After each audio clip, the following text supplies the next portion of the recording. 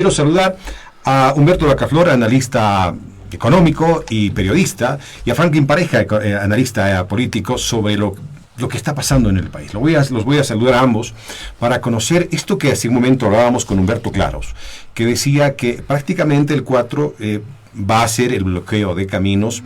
Le reclaman la división al gobierno, le reclaman que no está cumpliendo, que prácticamente se ha vendido a la derecha, ¿no? Esa es su posición. Y que el 4 va a ser una fecha importante para los campesinos, para la recuperación de la democracia. Saludo a Humberto y a Franklin. Humberto, comienzo con usted preguntándole este panorama de lo que está viendo y luego me voy con Franklin. Buenas tardes. Buenas tardes. Un saludo a Franklin, mucho gusto. Mira, yo estoy muy preocupado porque el comandante de los cocaleros de Chapare, que ha elaborado una estrategia hasta ahora exitosa para imponer primero el libre cultivo de la coca y ahora el libre comercio de la droga, nos ha convertido en este momento en el primer exportador de cocaína del mundo. Lo dice él mismo, además, lo dice el mismo cocalero Morales. Dice que el presidente Arce preside un gobierno exportador de cocaína. Estoy muy preocupado porque además hay un exministro, Quintana, que nos habla de la geopolítica de la droga. ¿Sí? Una geopolítica que se ha impuesto en la política exterior del Estado boliviano. O sea, el Estado boliviano ha sucumbido ante la imposición de esta organización delictiva que se ha apoderado del país con el estratega que opera desde el Chapare, el comandante Morales. Yo estoy muy preocupado, porque realmente el propio Morales dice, nos da vergüenza en el exterior, nos miran como a los bolivianos. Y sí, ¿y de quién es la culpa? Sería bien preguntar, ¿de quién es la culpa? ¿No? O sea, es además un cínico total, ¿no? Le está echando la culpa al economista que sin saber leer ni escribir hizo una pésima gestión de ministro de Economía durante 14 años, ¿no? Y lo culpa de los desastres provocados por la política de la coca y de la droga que fue impuesta por él, por el comandante del Chapare. Y yo no sé cómo vamos a salir. Yo tengo la esperanza de que Franklin ahora, a quien considero un excelente analista, nos ayuden a encontrar, a saber cómo vamos a salir de esta cosa. Es ya una pesadilla, ¿no? Ya es una pesadilla lo que estamos viviendo los bolivianos, ¿no? No sé, antes de pasar, yo quisiera mencionar que los bolivianos ya sabemos cómo se hace. Lo hemos hecho una vez, el 19. Hemos hecho huir al comandante de esta estrategia, ¿no? Pero hubo errores que lamentablemente provocaron que estos retornaran. De todos modos, creo que ya sabemos cómo se hace y quizás con analistas y políticos inteligentes podamos encontrar una fórmula para salir de esta pesadilla. Muy bien, gracias Humberto. A ver si Franklin Pareja nos da la receta en función de cómo se sale de este entuerto que tenemos dentro, el tráfico de drogas, el tema político, la corrupción, la minería ilegal. Hay un montón de cosas que estamos viviendo. Franklin, una vez más, buenas tardes. Gracias, querido Gonzalo, qué gusto saludarte y obviamente un saludo muy cordial a Humberto, con quien compartimos ahora este foro. Pues hay cuestiones que son estructurales y hay cuestiones que son de coyuntura. El país en términos estructurales está completamente desinstitucionalizado. Es un país sin orden, es un país sin ley y lo peor de todo, es un país que sufre un desgobierno. Porque lamentablemente el crimen organizado nos ha sobrepasado. Y en ninguna parte del mundo las actividades de esta naturaleza, del delito transnacional que tiene que ver con narcotráfico, tráfico de personas, tráfico de armas, tráfico de órganos, en fin, porque son negocios además vinculados y complementarios. En ninguna parte del mundo donde se producen este tipo de crímenes transnacionales, los delincuentes y las organizaciones criminales tienen un campo fértil para poder actuar de forma casi irrestricta si es que no han estado o no están coludidos con las altas esferas gubernamentales. Por tanto, la evidencia, que es básicamente que varios, hasta 5 creo yo, jefes de lucha contra el narcotráfico, comandantes de lucha contra el narcotráfico, los 5 han caído precisamente por tener vínculos con el narcotráfico. O sea, ¿de qué estamos hablando? Hemos sido totalmente penetrados por el narcotráfico.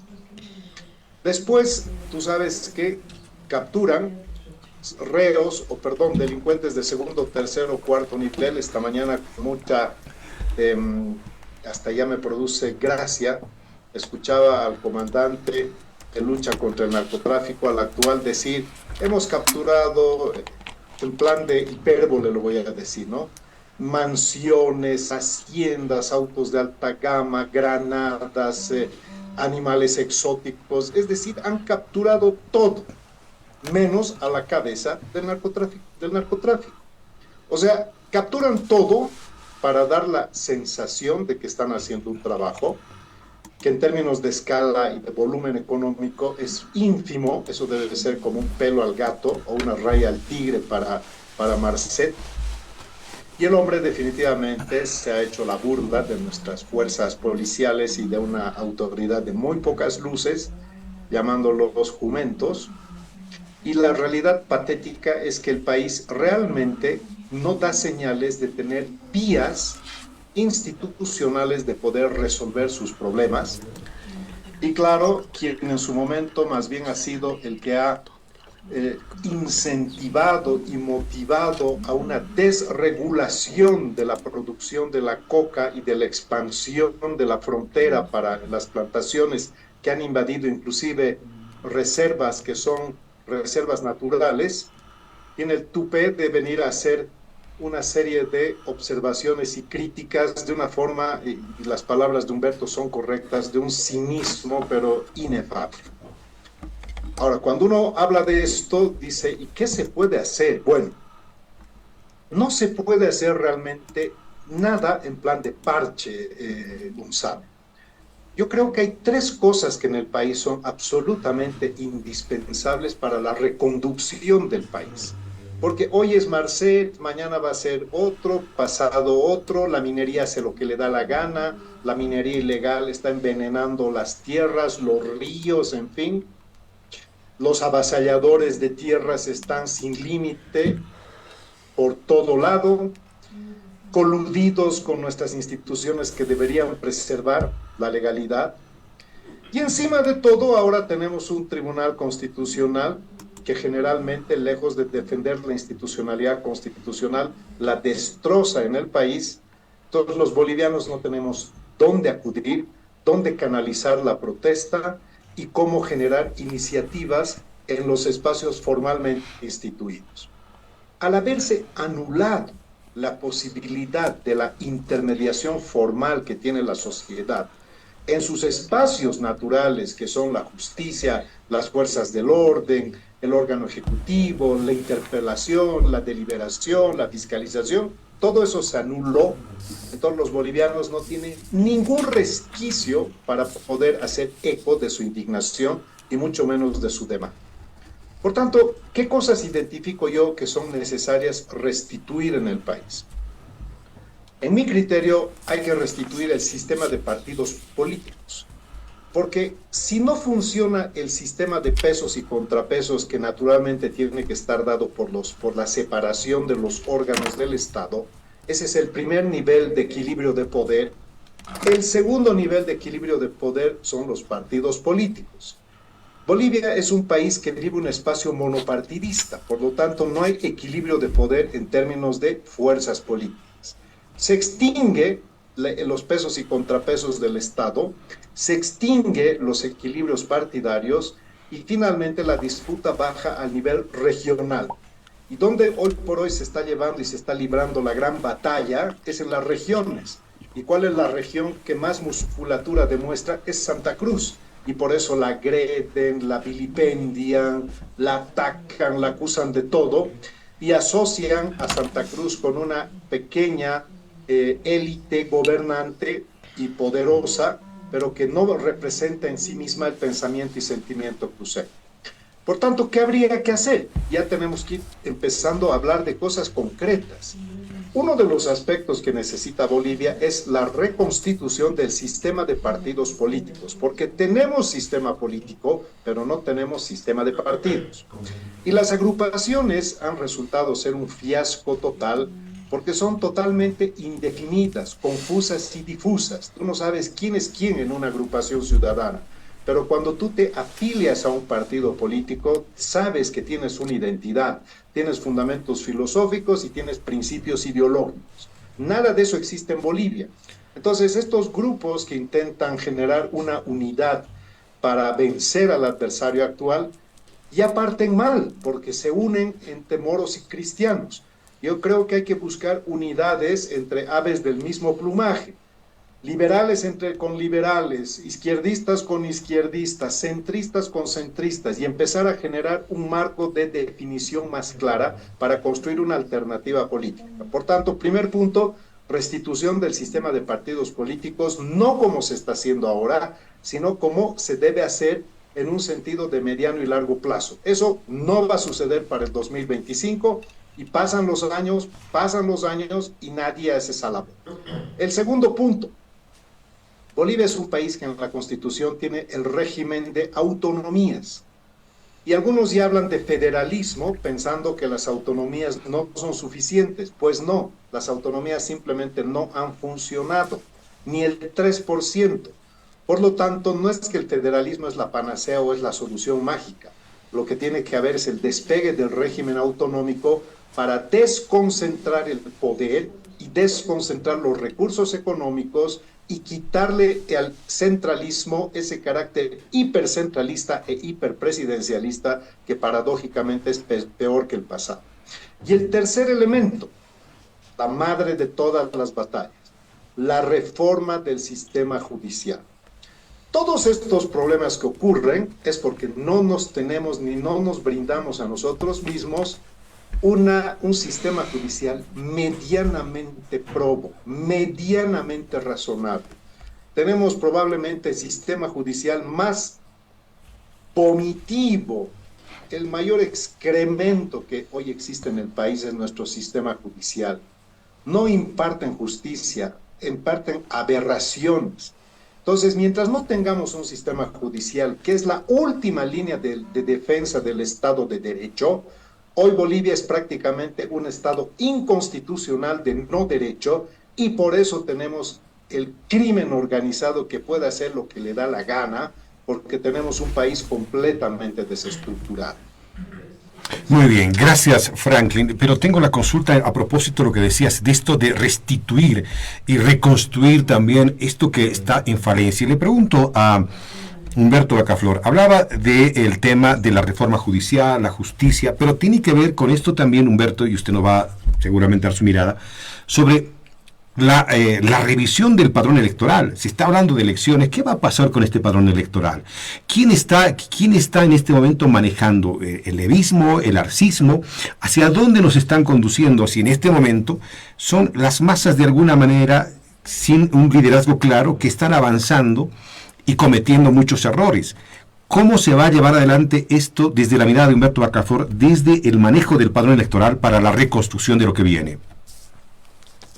Primero, me gustó mucho la lección que nos ha dado Franklin sobre la situación. Yo creo que en realidad hay alguna geografía donde se está dando una situación parecida a la que vivimos en Bolivia. En 1991, Somalia se convirtió en un estado fallido. Solo esa situación es comparable a la de Bolivia, porque en Somalia ya no hay estado es un territorio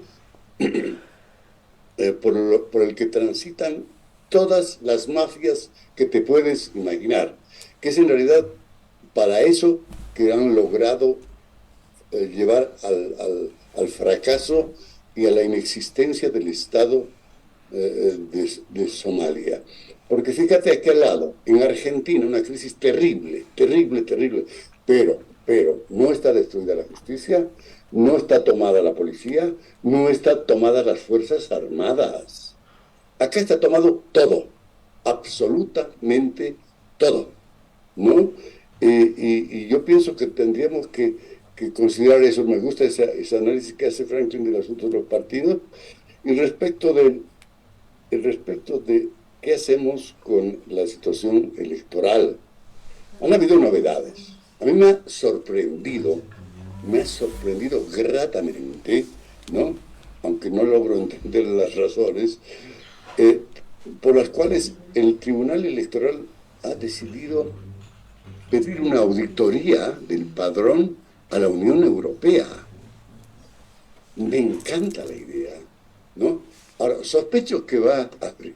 Cuando venga la Unión Europea, van a abrir la caja de Pandora, porque ahí está toda la podredumbre que ha metido el MAS en el sistema electoral, ¿no? Ahí van a encontrar que en 2009 unos jovencitos venezolanos mandados por don Hugo Chávez nos incluyeron en la lista de los votantes 1.200.000 ciudadanos en 11 días, récord absoluto, ¿no?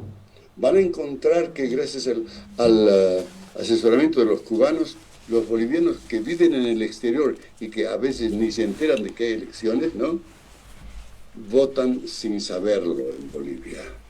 Y los difuntos, los muertos, que siguen y siguen votando. Entonces, es decir, hay 27 observaciones que hicieron los observadores de la OEA el 19, sobre las cuales el Tribunal Electoral no nos ha informado en absoluto. ¿Cómo ha hecho para corregirlas? Si las ha corregido. Y si no las ha corregido, quiere decir que el 20 volvió a actuar el fraude. Entonces, ¿por qué el Tribunal Electoral pide la auditoría? ¿Y por qué el gobierno no le ha dicho, no te metas en eso, que esa es la gallina de los huevos de oro, ¿no? No hurguemos el padrón electoral? El gobierno no le ha dicho una sola palabra. Y entonces eso me lleva a sospechar, espero estar equivocado, ¿no?, de que el Tribunal Electoral ha dado la idea y el gobierno ha dado su visto bueno, pensando que ya, si Evo Morales va a ser el candidato y no Luis Arce, pues que se fregue, como dicen en Santa Cruz, ya no va a haber fraude, ya no puede contar con el fraude el 25. Entonces, más o menos, que se suicide el MAS. No sé. Es la desaparición del MAS. Algo así como, entonces,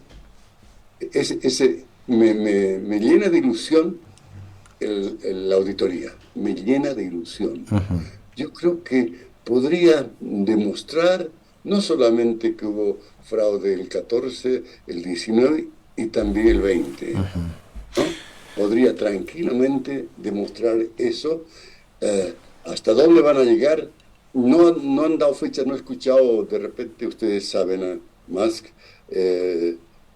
¿cuándo va a llegar esa delegación de la Unión Europea para hacer la auditoría? ¿Han aceptado la Unión Europea ocuparse de esa tarea? No he escuchado nada, yo no he visto en los medios ninguna respuesta. Solo he escuchado a Hassan Teufel decir, vamos a pedir una revisión del padrón. Y después, pocos días después, dijo, y le vamos a pedir a la Unión Europea. ¿No? Ahora, como dicen Humberto, del dicho al hecho hay mucho trecho, ¿no? De pronto esto no llega a concretarse. Recuerdo a una vocal de la Corte Electoral que decía que el sistema está hecho para que nunca pierda el movimiento al socialismo. Sí, pase lo que pase, jamás perdería el movimiento al socialismo, ¿no? Creo que era la señora Vallivian, no. No, La vocal. se me fue. Caramba. Bueno, Rosario Baptista, ¿no? era Baptista, sí. Sí. Baptista, ¿no? Sí. Exacto. Entonces, o sea que ella fue la que dijo, estoy renunciando, me estoy retirando del tribunal, ¿no? Porque esto está manejado, esto tiene un código, solo ellos pueden manejar el asunto del padrón. Pero viene este señor, respetable, señor anciano, creo que es hasta más anciano que yo, que dice, bueno, ahora vamos a hacer una revisión del padrón. Me encanta, me encanta. ¿Qué opinan ustedes? Muy bien, le vamos a ver qué dice Franklin sobre lo que acaba de plantearnos Humberto. Franklin. Bueno, en alguna medida a mí también me ha dejado sorprendido. Es tan sorpresivo y inesperado que uno piensa siempre, no, es demasiado bueno para ser cierto. Pero auguremos que sea así, se abra, que se destape de una vez por todas este misterio de que si el padrón ha sido inflado o no ha sido inflado en la proporción en la que se sospecha. Y para eso tuvo que suceder nuevamente una contingencia, que el señor Marcet, que está tan de moda, este narcotraficante, resulta que había tenido cualquier cantidad de carnets emitidos precisamente pues por el CERECI, y esto afecta directamente a la inscripción y además al padrón electoral. Entonces tenemos un padrón electoral fácticamente demostrado de que está perforado. ¿Y cuántos delincuentes y otras cosas manipuladas habrán sucedido con nuestro padrón? No nos olvidemos, Gonzalo, que el día de la elección en 2019, cuando fueron a votar los bolivianos, de una extensión totalmente ajena al Tribunal Supremo Electoral, estaban manipulando precisamente toda la parte, esta logística del recuento. Por eso han cortado súbitamente el recuento, porque ya se veía la proyección. Es que es un descaro total, ¿no? Encima venir a contarnos la historia de que hubo golpe de Estado. Es inefable. Además, un golpista hablando de haber sufrido un golpe, porque el señor Evo Morales, el día que candidateó por tercera vez, gracias a los sicarios del Tribunal Constitucional que dijeron que el país se había refundado, omitieron la disposición transitoria, creo que es la segunda o la tercera de la Constitución, que dice que los periodos anteriores contaban. Y no conforme con eso, violan una cuarta vez, es decir, en su postulación, haciendo una analogía de que el derecho humano es análogo a la repostulación indefinida, ¿no? Cuando ya la opinión consultiva de la Corte Interamericana de Derechos Humanos les ha dicho que eso es un bodrio, que ninguna parte de la Corte Interamericana hace mención a eso. Entonces, en Bolivia hemos perdido la institucionalidad constitucional. Como dice el doctor Hidalgo, un gran constitucionalista, la institucionalidad constitucional es el fundamento del sistema democrático. Y cuando no hay institucionalidad constitucional, pasa de todo. Recuerden, para poner un ejemplo, Pedro Castillo profirió un golpe de Estado en vivo y en directo, ¿no? Lanzó una conferencia de prensa, disolvió el Parlamento, disolvió el órgano judicial, llamó a elecciones. ¿Y qué pasó? En menos de 2 horas, los diputados lo vacaron y lo destituyeron. ¿Qué funcionó en el Perú? Funcionó la institucionalidad constitucional. Le pusieron un límite a ese señor por querer sobrepasarse. Uribe quiso ir también, tuvo pretensiones en Colombia prorroguistas. ¿Qué pasó? La institucionalidad constitucional se lo impidió. Entonces, donde funciona la institucionalidad constitucional, hay límites al poder.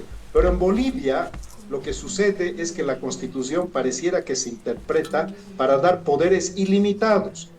Y cuando uno profiere algo, finalmente resulta que está coartando derechos, como lo último que nos acabamos de enterar, que ahora ya no se los puede interpelar a los ministros porque atenta a su derecho al trabajo. Ahí está, la institucionalidad constitucional por el piso. Entonces, este es un país donde no hay institucionalidad, no hay Estado de Derecho, estamos totalmente desprotegidos.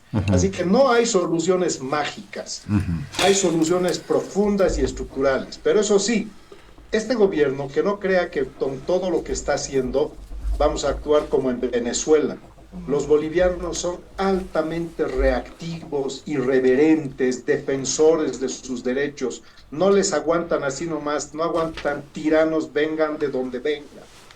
Al señor Morales le pusieron su alto cuando quiso pasarse de la raya una cuarta vez, y a cualquiera que venga con esas mismas intentonas le van a poner un freno, porque Bolivia es un país de gente que no se somete fácilmente, a diferencia de otros países caribeños que han bajado el espinazo y están años absolutamente esclavizados.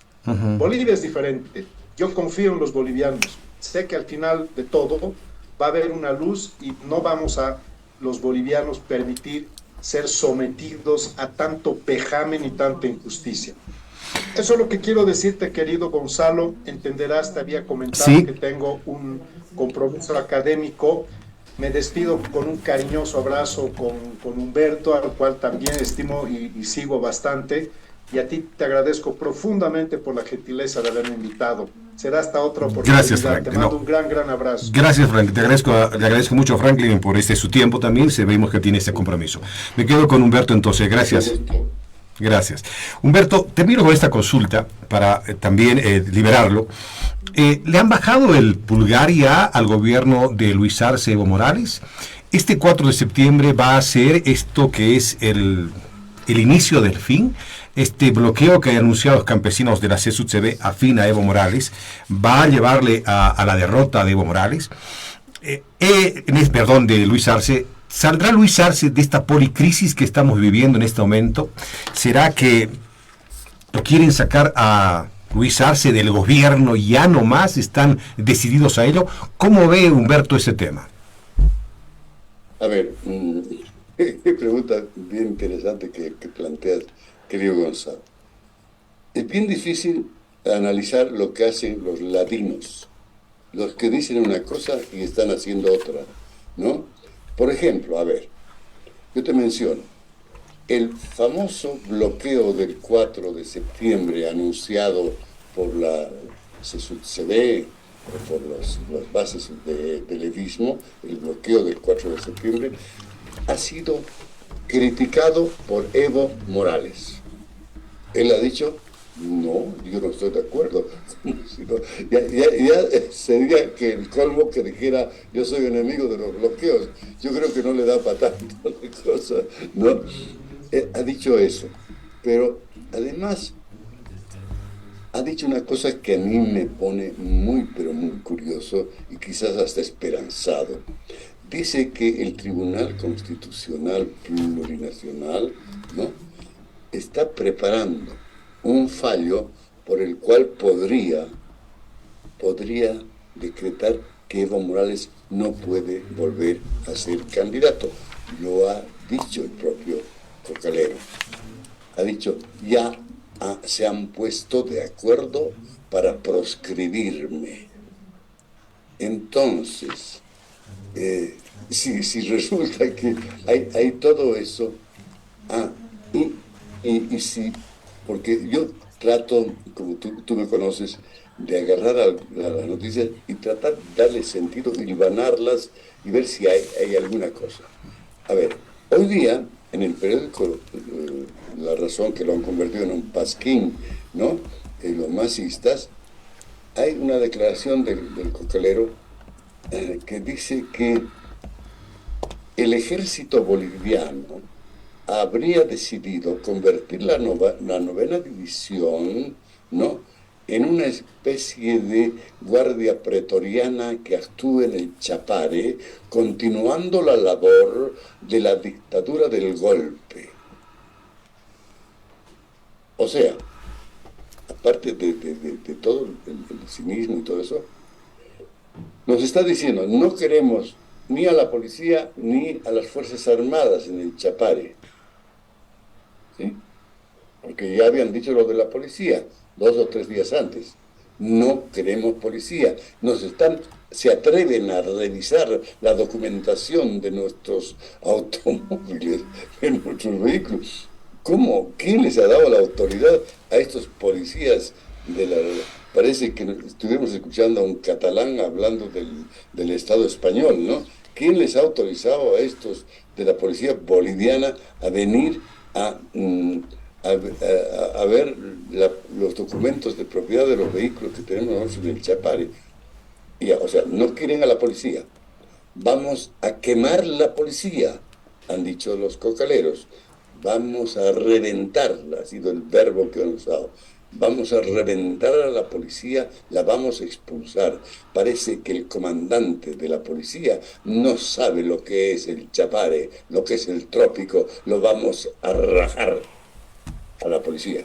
Y hoy día, en el periódico comprado por el MAS, y cuando fui el primer expulsado, es un honor para mí, ¿no? Despedido de La Razón, hoy día dice, no queremos a las Fuerzas Armadas. O sea, por favor, Gonzalo, ¿qué es esto? Quintana ya dijo, ¿no?, que quería hacerse unas Fuerzas Armadas en el Chapare. Exacto. ¿Te acuerdas que desde Buenos Aires él dijo que quiere tener milicias en el Chapare, milicias armadas? Bueno, esa podría ser una solución, un segundo paso, porque el primero sería declarar la extraterritorialidad del Chapare, ¿no? Y hoy día acabo de ver, mientras estaba esperando la conexión, hoy día el ministro de gobierno, que parece que tiene nomás su sentido del humor, ¿no? Primero que le respondió a Quintana diciendo eso, ¿no? De que, bueno, otros contrabandistas me han insultado de otra manera, lo llama contrabandista, y a Quintana, pero además agarra y presenta el mapa de dónde están ubicadas las mejores fábricas de clorhidrato de cocaína en Bolivia, y casi todas están en el Chapare. Entonces, o sea, ¿qué es esto? Y no sé si tenga relación, porque yo siempre trato de encontrar hilación a las cosas. ¿No será que esta persecución que está haciendo del Castillo, en 3 días, hace una semana, ha destruido 27 fábricas en el Chapare, y hace 2 días 7 más? Entonces, ¿no será? Me dice un amigo tocayo tuyo desde La Paz, me dice, otra vez están faltando los dólares, Humberto, en La Paz. A la pucha.